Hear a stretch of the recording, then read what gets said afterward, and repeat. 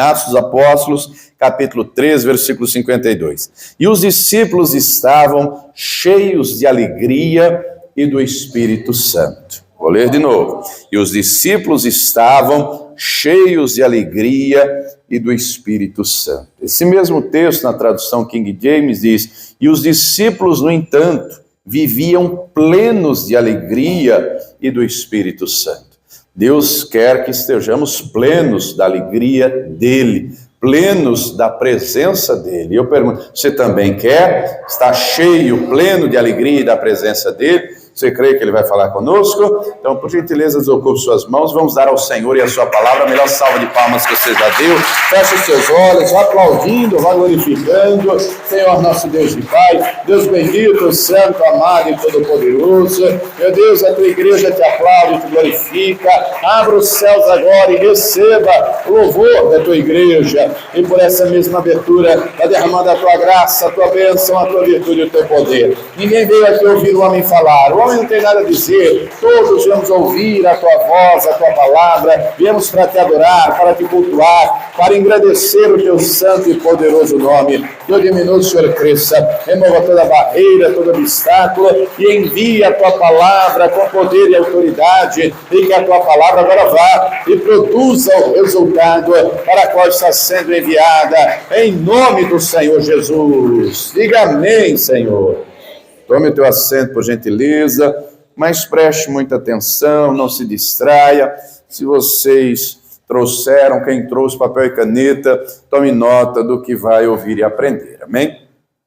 Essa é a primeira viagem missionária de Paulo, juntamente com Barnabé, e eles vão a uma sinagoga, no dia de sábado, e em determinado momento é dada a palavra a Paulo, e ele, cheio do Espírito Santo, ele faz um resumo da história do povo judeu, falando de como Deus os libertou da escravidão no Egito, Deus os conduziu à Terra Santa, o Senhor expulsou as nações de Canaã, e aí vieram os juízes, e durante séculos eles estiveram debaixo da orientação dos juízes. Depois veio Samuel, e o povo pediu rei, e aí veio o primeiro rei, que foi Saul. Depois Deus levanta Davi, homem segundo o seu coração, e Deus diz a Davi que nasceria um descendente dele, que seria o Messias, o enviado.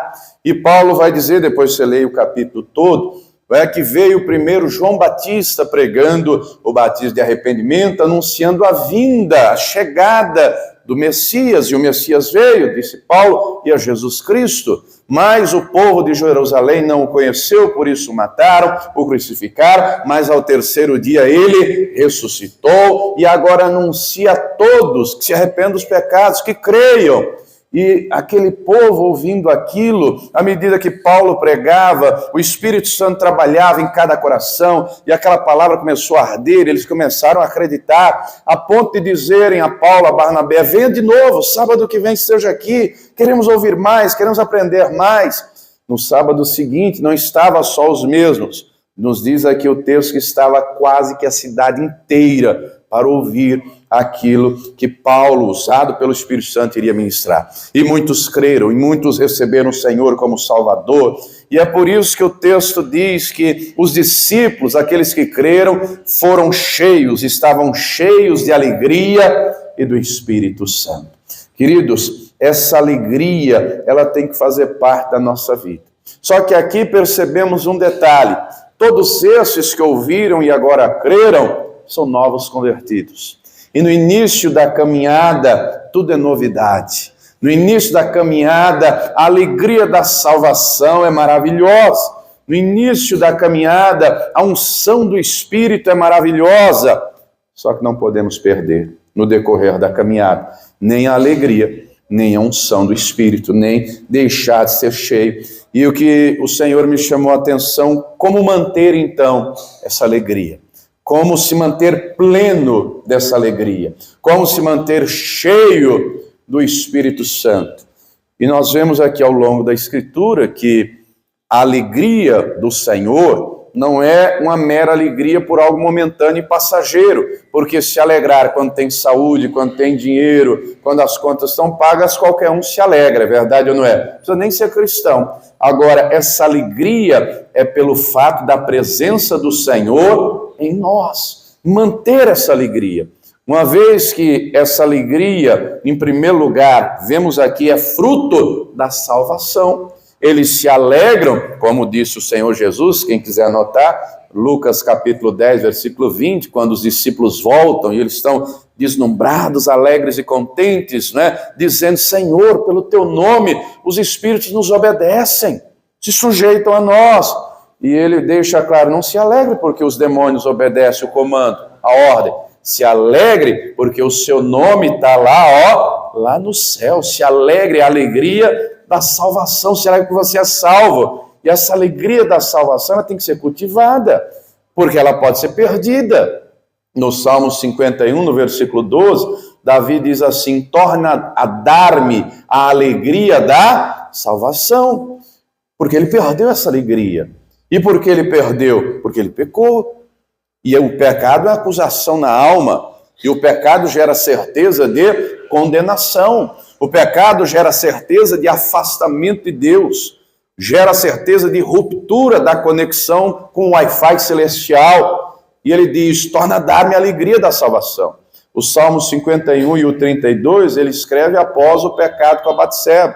No 32, ele vai dizer: enquanto eu me calei, ele começa dizendo que é bem-aventurado o homem cujo pecado é perdoado. Ele diz: enquanto eu me calei, me envelheceram os meus ossos. O meu humor se tornou em sequidão de estio. Porque o que aparece na face é um reflexo daquilo que está no coração. É o que Salomão diz em Provérbios 15, 13, um coração alegre aformoseia o rosto. Enquanto Davi se calou, a face era carrancuda. Enquanto a acusação pendia na alma, a expressão era de poucos amigos, era de ver pouca gente, a expressão era dura, era uma expressão carrancuda. E, querido, Deus não quer nós, povo dele, com expressão carrancuda. Diga para a pessoa que está do seu lado: sorria. O Senhor quer ver você alegre. E o sorriso não só do lado de fora da boca, mas Ele quer você com o coração alegre. Ele quer que mantenhamos essa alegria, porque quando nos alegramos, a palavra diz em Neemias 8:10 que a alegria dele é a nossa força. E Ele quer que mantenhamos essa alegria. Essa alegria é fruto do Espírito. E há fruto quando a árvore, não é, dá o fruto. Você já comeu fruta verde alguma vez? Né? Eu lembro quando era criança no Piauí, lá pelos meus 5, 6 anos de idade, eu pegava uma faquinha, um potinho com sal, e eu subia no pé de embuzeiro e eu comia embu verde. Eu não sabia distinguir o verde e o maduro, e para mim o verde estava bom. Eu subia num pé de manga e eu comia manga verde, descascava, botava sal na manga verde. Mas isso há mais de 30 anos atrás. Hoje eu sei que a fruta madura é mais saborosa. Eu sei que o imbu mais maduro é mais saboroso, a manga madura é mais saborosa. Do mesmo jeito, espiritualmente, Deus quer que amadureçamos para darmos fruto. E a alegria é fruto do Espírito, ou seja, a árvore cresceu, a árvore amadureceu, o fruto já está bom. Diga para a pessoa que está atrás: tem que produzir fruto, viu, irmão? Senão você vai virar lenha, viu? Saiba disso, tá? E a fogueira é grande. É enorme, é gigantesco, cabe muita gente, ou dá fruto, ou vai virar lenha, então é bom dar fruto. Mas nós encontramos ordem expressa, Filipenses 4:4, regozijai-vos sempre no Senhor. A tradução Almeida atualizada diz: alegrai-vos sempre no Senhor. Então nós temos que nos alegrar nele. E nos alegrar nele, como diz o salmista no Salmo 43:4, entrar na presença dele e com louvor e com alegria, porque Deus é a nossa alegria, e manter essa alegria independente da circunstância. Porque os roubadores da alegria estão aí. Os roubadores da alegria estão aí. As situações da vida roubam a alegria, tem gente que rouba a alegria, o diabo quer roubar a alegria, os roubadores da alegria estão aí. Diga para a pessoa que está ao teu lado: não deixe ninguém roubar a sua alegria não, viu? Não deixe ninguém roubar. Como assim, pastor? Vai lá comigo em Abacuque 3, vai lá comigo no livro do profeta Abacuque. As circunstâncias da vida, elas querem roubar a nossa alegria. Pastor, onde é que fica o livro do profeta Abacuque? Diga comigo: curso de teologia. A primeira matéria é bibliologia, viu? Você vai conhecer os livros da Bíblia. Pastor, dá a dica aí. Vai em Mateus e volta para a esquerda. Antes de Mateus é Malaquias, antes é Zacarias, Ageu, Sofonias, Abacuque. Capítulo 3. Deus usa o profeta aqui para descrever uma cena, não é, terrível. No versículo 17 ele diz assim: porquanto ainda que a figueira não floresça, não tenha figos, não tenha fruto, não é? Que não há, nem haja fruto na vide. Qual é o fruto da vide, minha gente? A uva. Com a uva se faz o suco de uva, com a uva se faz o vinho. E para você entender melhor, no contexto bíblico, do Antigo ao Novo Testamento, nós vamos falar de vinho, não é? O vinho está para eles, para esse povo aqui, como o café está para nós. Quando você vai na casa de alguém, via de regra, que bebida que oferece? Café. Você sabia que o nosso país é o maior produtor de café do mundo nos últimos 150 anos? Em 150 anos, nós somos o maior produtor de café do mundo. Do mundo, Brasil. Ninguém passa, ninguém ganha. Até agora não é? Então, faz parte da nossa cultura. O café está entranhado, todo mundo tem. Dificilmente você vai ver alguém que não toma café ou que não gosta de café. E às vezes quem não toma nem gosta, mas compra porque para servir alguém, vai fazer um café para alguém, para alguma visita. Então, o café está para nós como o vinho está para eles. Né? Do Antigo ao Novo Testamento, nós vemos esse povo tomando vinho. Obviamente que Deus não incentiva a embriaguez, compreenda, tá? Vemos o próprio Senhor Jesus transformando, o primeiro milagre foi transformar a água em vinho. Água não tem cor, não tem cheiro, não tem sabor. Vinho tem cor, tem cheiro, tem sabor, e foi logo num casamento. Então, o vinho representa, não é, quando falta o vinho, está dizendo, está faltando o básico. Não tem o básico dentro de casa. Mas o texto diz mais, o produto da oliveira minta. Qual é o produto da oliveira? O que a oliveira faz? Produz azeitona. Com azeitona se produz o azeite, né? Prensa e produz o azeite. E o azeite, no tempo bíblico, servia para várias coisas. Por exemplo, com o azeite ia ter luz, ia ter lâmpada, ia ter o fogo, era o combustível que mantinha o fogo. O azeite servia para comida, o azeite servia como moeda. Você lembra daquela viúva que perdeu o marido, não é? E aí vieram os credores cobrando a dívida que o falecido deixou, querendo levar os 2 filhos dela como escravo. Ela vai ao profeta Eliseu e conta tudo, diz, ó, teu servo, camarada era servo de Eliseu, teu servo morreu e me deixou de herança uma dívida. Estão querendo levar meus filhos, o que eu faço? E ele diz, o que você tem em casa? Ela diz, sua serva só tem uma botija de azeite. E ele diz, vai lá, aos teus vizinhos, arruma vasilhas, vasos, não poucos. Se não é pouco, tem que ser muito. Depois você vai derramar o azeite nos vasos. Aí Deus faz o milagre. O azeite vai no vaso, vai enchendo, vai enchendo, vai enchendo, vai enchendo, vai enchendo. Quando acaba os vasos, o azeite para. Aí, quando para, ela volta. Fiz isso, está lá tudo cheio. E agora? Ele diz, venda, pague a sua dívida e viva com o resto. A mulher começa o dia endividada, termina o dia aposentada. Olha que coisa tremenda, só Deus para fazer um trem desse, né? Estava de manhã em angústia, em desespero, à noite já está aposentada com a situação resolvida. Diga para a pessoa que está do outro lado, nada é impossível para Deus, viu? Acredite. Então, o azeite era importantíssimo, era fundamental na vida desse povo, né? Hoje a gente tem luz elétrica, se faltar o azeite, que diferença vai fazer para nós? Mas continuando, e os campos não produzam mantimento, não tem colheita. Não tem colheita, não tem arroz, não tem feijão, não tem trigo, não tem cevada, não tem nada. As ovelhas na malhada sejam arrebatadas. Com a ovelha, né, a ovelha produz lã e com a lã se faz a roupa. Então não ia ter roupa, não ia ter cobertor, não ia ter como se esquentar, naquela parte do mundo neva, é muito frio. Né? O texto diz mais, e nos currais não haja vacas. Vaca dá leite, a carne para comer. Note então que a descrição é algo terrível. Você lembra no início de 2020, quando começou a pandemia, eu não sei, aqui em São Paulo, eu estava lá em Natal, você foi no mercado correndo fazer estoque de comida? Lá em Natal a turma foi. A avenida que eu estava na igreja, uma avenida de esquina, 5 minutos a pé, tinha um atacadão. E tinha uma irmã lá, a caixa do atacadão, que era membro da igreja. E ela falou para mim, pastor, eu estou exausto esses dias, não aguento mais tanta canseira, porque todos os clientes, todos, não tem um que não vá pelo menos com 2 carrinhos cheios. Tem muitos que vão com 3, fazendo estoque de comida, porque estão com medo da comida acabar. porque está no negócio do fecha tudo, o caminhão não vai chegar, nada vai chegar. Então, imagina o desespero das pessoas. Agora, imagine isso aqui, que não tem nada, não tem comida, não tem roupa, não tem nada. Uma cena terrível, né? Uma cena terrível. Tem gente que por comida rouba, né? Tem gente que por comida faz o que não deve.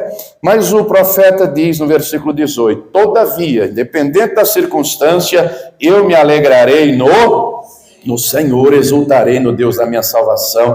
Querido, se alegre nele. Talvez a circunstância esteja difícil, talvez a provisão esteja faltando. Diga para a pessoa que está ao teu lado, o nosso Deus é Deus da provisão. Quem confia dele não é desamparado. Elias profetizou que não iria chover 3 anos e meio e não choveu, mas Deus o sustentou, Deus proveu na vida dele, Deus vai prover na tua vida também. Não deixe a falta do sustento, do mantimento, roubar a tua alegria. Não deixe os problemas roubarem. Vai comigo no Salmos 42. Nós vamos ver aqui um outro exemplo. O salmista aqui enfrenta uma situação terrível, a ponto dele dizer no versículo de número 3. Salmo 42, versículo 3. As minhas lágrimas servem-me de mantimento de dia e de noite. Uma pessoa que chora de noite, a vida está boa, está tudo tranquilo, está tudo legal. Uma pessoa que chora de noite, o negócio está terrível. E talvez alguém possa chorar de noite por causa de uma doença, um diagnóstico, seja de um câncer, seja de um HIV, de uma outra doença grave. Talvez possa chorar de noite por causa do casamento, que vai à beira de um divórcio.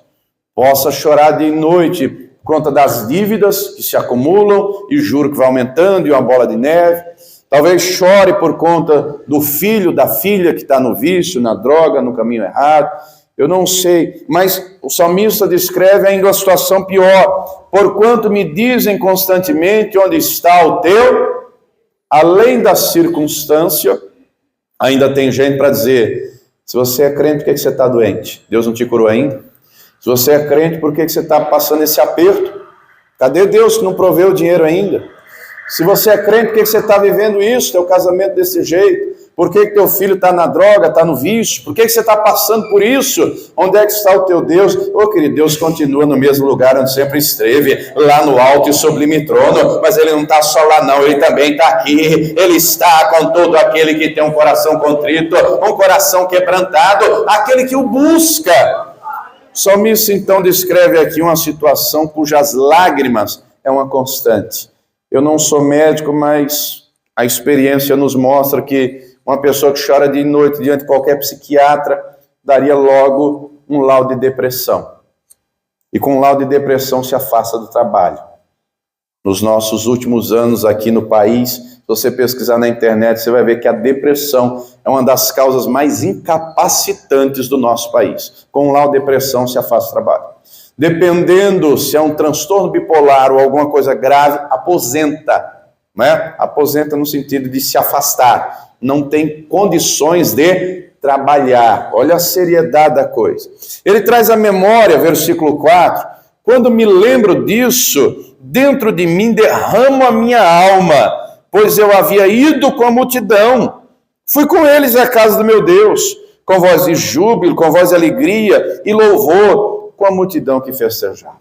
Ele traz à memória que ele já viveu dias bons, já viveu tempos maravilhosos. Ele foi à casa de Deus, ele adorou a Deus, a multidão que festejava. O judeu é um povo festivo. Você sabia que o judeu 77 dias do ano é festa? Olha uma coisa boa, não é festa junina, não é nessas festas, carnaval da vida, não. Deus estabeleceu as festas, é festa para se alegrar. Sábado aqui nós tivemos o encontro da melhor idade. Quem veio, participou e viu, né? E aí vai eu e a pastora Mara depois dar lugar. Pra quê, pastor? Pra dançar, ué. Ô, pastor, mas teve hora de dança? Teve não, irmão, mas foi no final, botaram uns corinhos de fogo aí, a gente foi. Ô, pastor, mas não é pecado, não, Miriam dançou, Davi também dançou. E aí a Mical, a mulher do Davi, foi dizer, você tá igual um vagabundo dançando. E aí ele falou, eu estava adorando a Deus. E eu me humilho na presença do meu Deus. Mas o texto deixa claro que por causa disso, Deus fechou o ventre dela e ela nunca teve filhos. Olha só, você pode dançar na presença de Deus, dance com alegria, viu? Celebre com alegria. Aqui a turma festejava. Só que o momento que ele vive é de angústia, e as lágrimas estão na alma, as emoções estão na alma, só que o Espírito de Deus habitava nele. E diga para a pessoa que está ao teu lado: o Espírito Santo não quer ver você triste, o Espírito Santo não quer ver você chorando. Pastor, mas tem hora de angústia? Sim, vai ter hora de angústia, vai ter hora de choro, mas aqui a palavra nos diz, versículo 5, porque estás abatida, ó minha alma, e porque te perturbas dentro de mim. A alma estava perturbada, a alma estava angustiada, mas o Espírito declara: espera em Deus, pois ainda o louvarei na salvação da tua presença. Querido, você pode estar chorando hoje, mas a alegria virá pela manhã. Você pode estar perturbado hoje, mas descansa o teu coração. O Senhor tem alegria hoje para você, Ele tem renovo para você, Ele tem forças para você, Ele tem paz para você, Ele tem conforto para o teu coração, Ele tem descanso para a tua alma, Ele tem vitória para entregar. Quem está entendendo, diga glória a Deus. Ele transforma o choro em alegria na vida daquele que crê, na vida daquele que o busca. O salmista diz, depois leia aqui um pouquinho à frente, o Salmo 45:7, o Senhor nos unge com óleo de alegria. Romanos, Paulo diz que o reino de Deus não é comida nem bebida, o reino de Deus é paz, o reino de Deus é alegria no Espírito Santo, é alegria. Então nós temos que manter essa alegria, mesmo a despeito das circunstâncias da vida, mesmo quando os roubadores, seja a circunstância, seja alguém. E geralmente quem fere é quem está mais próximo, é quem tem peso, não é? Porque quem não tem peso para nós, a palavra é irrelevante. Quem não tem peso para você, a opinião é irrelevante. Dói quando alguém tem peso. Quando é um marido falando para a esposa, quando é um pai falando para um filho, quando é um filho falando para a mãe, aí vai ter peso. Quando é um patrão falando para o empregado para o patrão, quando é alguém próximo, o que fala vai ter peso. E geralmente quem fere é quem está próximo, porque quem está longe, tanto faz a opinião, não é? Se alguém chamar uma criança de feia, a criança vai chorar. Se for o pai ou a mãe, ela nunca vai esquecer, vai levar isso para o resto da vida. Aqui, ó, meu pai me chamou de feio, minha mãe me chamou de feio. Aquilo gera uma cicatriz no coração. Quando uma pessoa passa por algo grave com alguém próximo, aquilo fere o coração e dói. É diferente hoje ser adulto. Se alguém te chamar de feio, você vai dar ouvido? Estou nem aí, problema é seu. A menos que não cresceu, né? Porque às vezes tem adulto que é pior que criança, né? Tem gente que é hipersensível. Pessoa hipersensível é perigoso, tome cuidado. Pessoa hipersensível ela é mais fina que um cristal. Um cristal quebrou, não tem superbom no mundo que colhe. Tome cuidado, não seja nem hipersensível, mas também não seja aquela pessoa indiferente a tudo e a todos. A gente tem que estar no meio, tem que estar no ponto, tem que estar em equilíbrio, não é? Então fere mais quem está próximo. Querido, blinda o teu coração, diga para a pessoa que está ao teu lado: o Senhor tem que ser a tua alegria, o Senhor tem que ter a tua alegria. Compreenda, as situações da vida virão, pessoas irão ferir, porque ninguém é perfeito. Você é perfeito? Se for, espera a carruagem de fogo. Deus mandou a carruagem de fogo para um cara que não era perfeito. O cara era bipolar. O cara uma hora está bem, na unção, na virtude, no poder. Outra hora está pedindo para morrer. Se fosse hoje, ia dizer, tem transtorno bipolar. Uma hora está lá, manda fogo, Senhor. Fogo. Mata esses miseráveis, vamos matar esses miseráveis. Os profetas. Depois está no deserto lá, Senhor, tira minha vida. Não aguento mais. Não aguento, tira minha vida que eu quero ir embora. Altos e baixos, não? Mas Deus mandou a carruagem de fogo para pegar ele. Não somos perfeitos. Eu não sou, você não é, mas nós servimos a um Deus perfeito. Aí temos que saber lidar. Porque casa com uma mulher ou com um marido que não é perfeito. Os filhos não serão. Os colegas de trabalho não serão. O patrão, o empregado, o vizinho. E aí, se não souber conviver, se não souber lidar, você já viu algum ouriço se abraçar? Ouriço tem espinho, né? Tem família que está cheia de ouriço. Toda vez que quer estar junto, só se fere, só se machuca. Pense você, pastor, tem uns ouricinhos desses lá na minha família. Pois é, toda família sempre tem. Quando está perto, é ferindo, é machucando. Mas seja você a diferença. Seja você a diferença, porque o Espírito Santo habita em você. Seja você o que perdoa, seja você o que não guarda mágoa, seja você o que blindou o coração, seja você o que revestiu aqui dentro com o Espírito Santo, com a presença do Todo-Poderoso, seja você o pronto a perdoar, seja você aquele que diz: nada nem ninguém roubará a minha alegria, porque a minha alegria vem do Senhor, e Ele está comigo, e eu não vou deixá-lo, e ainda que a luta venha ou que alguém me fira, Ele vai me renovar e me fortalecer. Os discípulos viviam plenos de alegria, e nós temos que manter essa alegria, e além de manter essa alegria, temos que nos manter cheios do Espírito Santo. Temos ordem para isso, não é pedido, é ordem, é imperativo. Do meu jeito que a alegria, o regozijai-vos, alegrai-vos no Senhor, lá de Filipenses 4, não é substantivo. Alegria, a palavra alegria solta é substantivo, alegrai-vos é verbo, o verbo é ordem, alegrai-vos, está mandando, não está pedindo. Deus quer que nos mantenhamos alegres, do mesmo jeito que a ordem expressa, dizendo, Efésios 5, não vos embriagueis com vinho que a contenda, mas enchei-vos do Espírito Santo. É ordem, não é pedido. Só que nós temos que entender a nossa parte e fazê-la, e executá-la, não é? Como é que nos enchemos do Espírito Santo? Buscando a face dele, buscando a presença dele, é orando, é jejuando, não é? Se você ler o livro de Atos, a turma entendia bem isso. Eles oravam, eles jejuavam, eles tinham tudo em comum, eles estavam juntos, eles oravam, e você vai ver várias vezes, e todos foram cheios do Espírito Santo, e todos foram cheios do Espírito Santo. Diga para a pessoa que está ao teu lado, ele quer encher a todos, viu? Ele quer te encher também, ele quer fazer você transbordar também, ele quer encher a todos. Mas porque nem todos são cheios, e nem todos buscam quando deveriam buscar. Nem todos gastam o tempo que deveriam gastar. Nem todos abrem o coração como deveriam abrir. Você sabe que nós oramos, eu sempre chamo para ir para frente, eu imponho as mãos, eu faço a minha parte. Agora, se não abrir o coração, irmão, pode ser o próprio Jesus. Na Bíblia, teve gente que ouviu Jesus pregar e não foi salvo.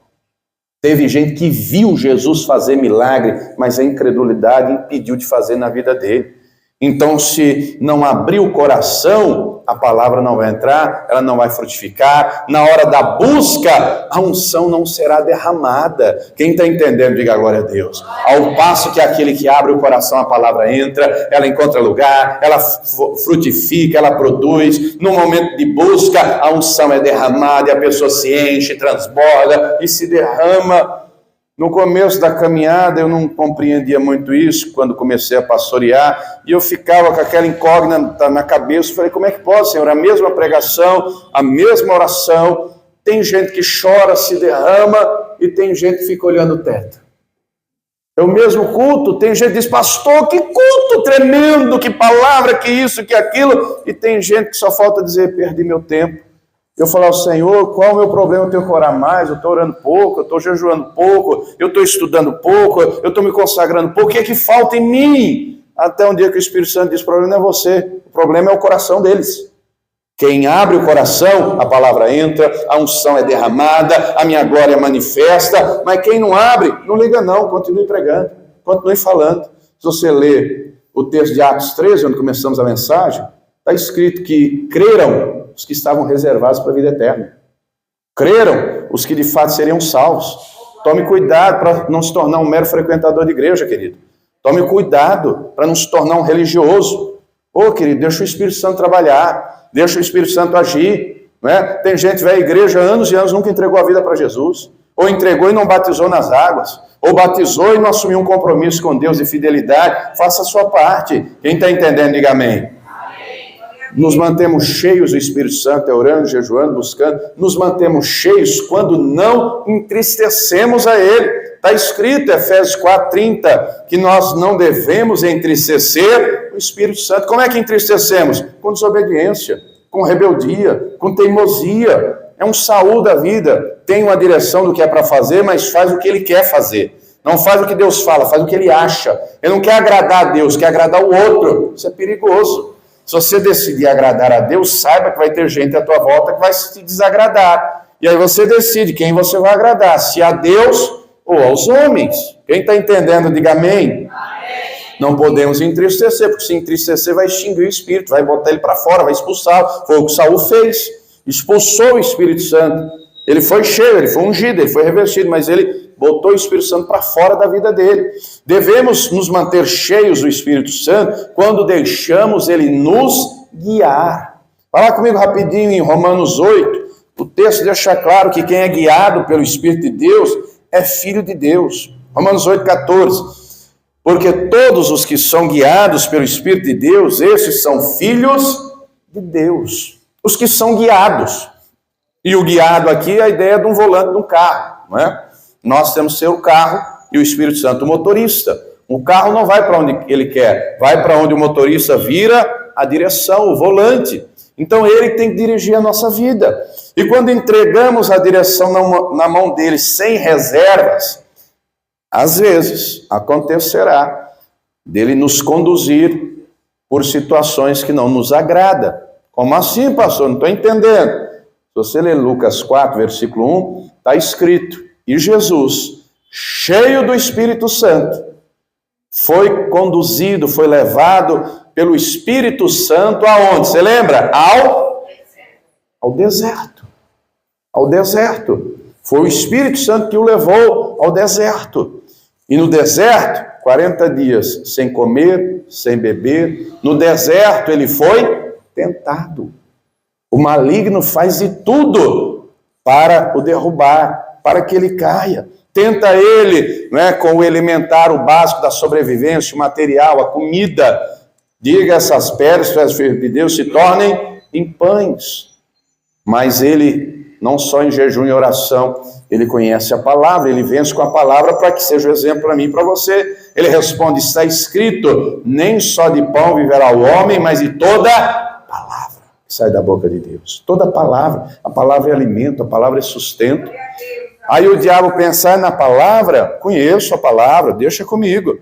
E ele faz uma circunstância em que a aplicação daquela palavra vai ser equivocada. Leva Jesus ao pináculo do templo. Pináculo é um lugar alto, 30 metros de altura.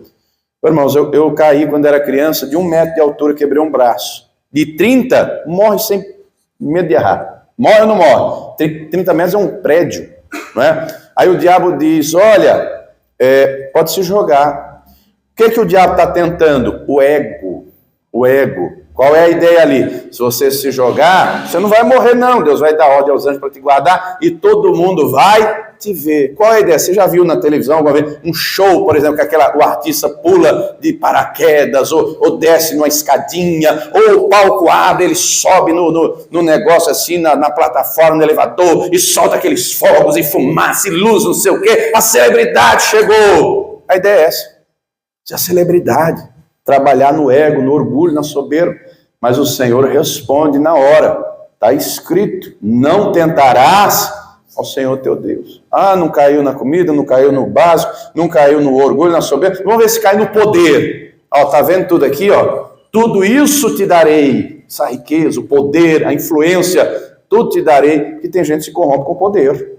Não é? Uma máxima extraída do livro de Maquiavel, ele não escreveu isso, mas o livro O Príncipe, né, ele escreve, já tem alguns séculos, ao príncipe Filipe, que era rei de Bolonha, na Itália. Né, o príncipe é um jovem, um garoto, e Nicolau Maquiavel já era velho, idoso, conhecedor da política. Ele escreve o livro O Príncipe, e aí se extrai a máxima de que os fins justificam os meios. Se extrai as instruções de que quer conhecer alguém, dê dinheiro e poder, não é? O diabo propõe isso, mas o Senhor deixa claro: somente ao Senhor teu Deus adorarás. Satanás foi embora, os anjos o serviram, mas em Lucas 4,14 está escrito: e Jesus, pela virtude do Espírito, foi para Galiléia. O irmão, ele entra no deserto cheio do Espírito, ele sai pelo poder do Espírito, deixa o Espírito Santo guiar. Haverão desertos, mas você não vai estar só, ele vai estar com você, e você vai atravessar o deserto, e você vai chegar na bênção, e você vai atravessar o deserto, e você chegará nos mananciais de água, e você atravessará o deserto, e o Senhor estará contigo, e do outro lado haverá vitória. Deserto não é para permanecer, deserto é para atravessar. Quem está entendendo, diga amém. Se estiver no deserto, não reclame, não murmure. Ô, pastor, você não sabe que o deserto que eu estou vivendo, vai dando glória a Deus. Pede para Ele te encher, te renovar. O deserto é a escola do Senhor. No deserto, quando Deus botou o povo, Deus sustentou de pão. No deserto, quando Deus colocou o povo, Ele sustentou de água. No deserto, quando o povo entrou, era coluna de nuvem de dia, era coluna de fogo de noite. No deserto, era água brotando de rocha. No deserto, era Deus provendo, era Deus fazendo o sobrenatural. E Ele vai prover na tua vida, meu irmão. Deixa o Espírito Santo conduzir, deixa o Espírito Santo guiar. Não murmure nem reclame, mas glorifique ao Todo-Poderoso. Deixa Ele guiar. Tenha discernimento da direção. Vá comigo em Atos 16. Tem gente que não tem discernimento da direção. A gente precisa ter. Deixa o Espírito Santo dirigir. Atos 16:6. Está escrito assim. Acompanha aí comigo. Atos 16:6. Essa é a segunda viagem missionária de Paulo. E passando pela Frígia e pela província da Galácia, foram impedidos por quem? Você achou o texto? Pelo Espírito Santo de anunciar a palavra na Ásia. O Paulo queria ir para a Ásia, mas o Espírito Santo não deixou. Versículo 7. E quando chegaram a Mísia, intentavam ir para a Bitínia, mas o Espírito de Jesus não lhe... Eles queriam ir para um lado, mas o Senhor deixou claro que era para o outro. Você lê a continuação aqui, você vai perceber que de noite o Paulo tem um sonho, e um homem da Macedônia chama ele dizendo, vem para a Macedônia nos ajudar. E aí o Espírito Santo abre o entendimento dele. Não é para ir para a Ásia, é para ir para a Europa, é para ir para o lado de cá. Não é do seu jeito, é do meu jeito. Não é do jeito que você quer, do jeito... Ô, irmão, está cheio de gente que serve de Deus, temente a Deus, mas não entendeu ainda. Não é do seu jeito, é do jeito de Deus. Do jeito de Deus dá certo, nosso jeito não dá certo. E por mais que a palavra venha e nos confronte, você sabe que confronto é diferente de afronta, né? A pessoa que te afronta, ela quer ver você nervosa. A pessoa que te afronta não quer o seu bem. Ela quer você irritado, nervoso, estressado. Se afronta. Agora, a palavra nos confronta. Confronta a mudar.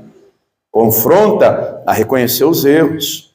Confronta no sentido de nos aperfeiçoar, nos lapidar, nos instruir. O Senhor quer nos guiar e o caminho dele é reto. O Senhor quer nos guiar e Ele nos guia pela palavra dele, que é lâmpada para os pés, que é luz para o caminho. E o próprio caminho é o Senhor Jesus. Ele deixou claro, eu sou o caminho, a verdade e a vida. E esse caminho é daqui rumo à glória eterna, rumo à vida eterna. Então nós temos que deixar Ele guiar, temos que deixar Ele dirigir, temos que ter essa comunhão e essa sensibilidade. Senhor, que decisão eu tomo? Mas orar primeiro, depois de tomar a decisão, não adianta mais consultar. Depois derramou o leite, depois fez a burrada. Ô, Senhor, por que o Senhor deixou? Você quis, criatura, a vida é sua. Vai aprender a depender dele ou não? Ora primeiro, pede a direção primeiro. Não tome decisão sem ter a palavra. Está cheio de gente que, por causa do tempo, da demora, tem coisa que Deus responde na hora, tem coisa que Deus não responde na hora. Enquanto Ele não responder, continua, persevera em oração. Ele respondeu, se move. Ele respondeu, faz. Mas não respondeu, continua orando. Encontramos, quando Deus fala com Abraão, Deus falou com ele lá em Ur. Sabe quando Deus voltou a falar com ele? Quando ele chegou em Canaã. Quando ele chegou, Deus falou, ele se moveu. Quando o povo estava no deserto, a nuvem se movia. Quando a nuvem movia, o povo entendia, tem que mover também, tem que ir atrás da nuvem. A direção é a nuvem, a direção é a coluna de fogo, a direção é o Senhor. Quando a nuvem movia, eles iam. Quando a nuvem parava, eles paravam. Essa era a direção. Só que hoje não é só uma nuvem, uma coluna de fogo. O próprio Deus habita aqui dentro. O próprio Deus habita aí dentro. Deixa Ele guiar, deixa Ele dirigir. Ele vai guiar no caminho reto. Ele vai guiar no caminho abençoado. Ele vai lapidar o teu coração. Haverão desertos, haverão dias de choro, haverão dias de choro, mas se você deixar Ele guiar, não vai faltar alegria, não vai faltar o consolo, não vai faltar o renovo, não vai faltar a presença dEle. Quem entendeu, diga glória a Deus. Se coloque de pé, por gentileza. Os discípulos viviam plenos de alegria e do Espírito Santo. Vivemos em dias, amados, que A depressão é considerada o mal do século. Vivemos em dias que as crises de ansiedade estão aos montes. Vivemos em dias, não é, da síndrome do pensamento acelerado. O que é isso, pastor? A nossa cabeça tem tanta informação, que o cérebro, loucura. Minha esposa está mostrando um vídeo, não lembro se ontem, anteontem, a cabeça de um pastor. Aí mostrou lá o pastor comendo uma fruta e ao mesmo tempo milhões de pensamentos. Eu tenho que orar por uma irmã, falando, Deus visita fulano, mas o filho da Beltrana, mas não sei quem. Ô Senhor, e a pregação, o que eu vou pregar amanhã? E não sei o que. E ela dando risada, moço, a cabeça assim, eu falei, é desse jeito aí, né? Ora por um, ora por outro, e nisso e aquilo que eu vou fazer. Mas não é só a minha, não. A sua é assim também. É muita coisa. A casa, a família, o marido, a esposa, não sei o que, o trabalho, e conta aí. Pois é. O pensamento acelerado gera ansiedade, gera estresse, gera nervoso, gera tristeza, rouba a alegria, gera preocupação. E o Senhor nos quer alegres com Ele, alegres na presença dEle, cheios da presença dEle. E hoje você só sai daqui vazio se quiser, porque Ele quer te encher, Ele quer nos encher, Ele quer nos ungir com óleo de alegria, Ele quer nos encher com a presença dEle. E a presença dEle tem que ser prioridade. As demais coisas Ele vai acrescentar. Descanse o coração. Davi, compreendendo isso, ele vai dizer, Tu és, Senhor, o lugar onde eu me refugio. Tu és o lugar, Senhor. Ele tinha no tempo dele o palácio, o tabernáculo, mas ele deixa claro que o Senhor, e querido, nós temos que entrar nesse lugar no Senhor, onde há descanso, onde há alegria, onde a presença dele nos enche. O Isaías, quando teve a visão celestial, ele vê a glória do Senhor enchendo todo o ambiente, e o Senhor quer encher aqui dentro, aí dentro, completamente. E eu pergunto, você também quer ser cheio? Você quer que Ele te enche? Nós vamos orar.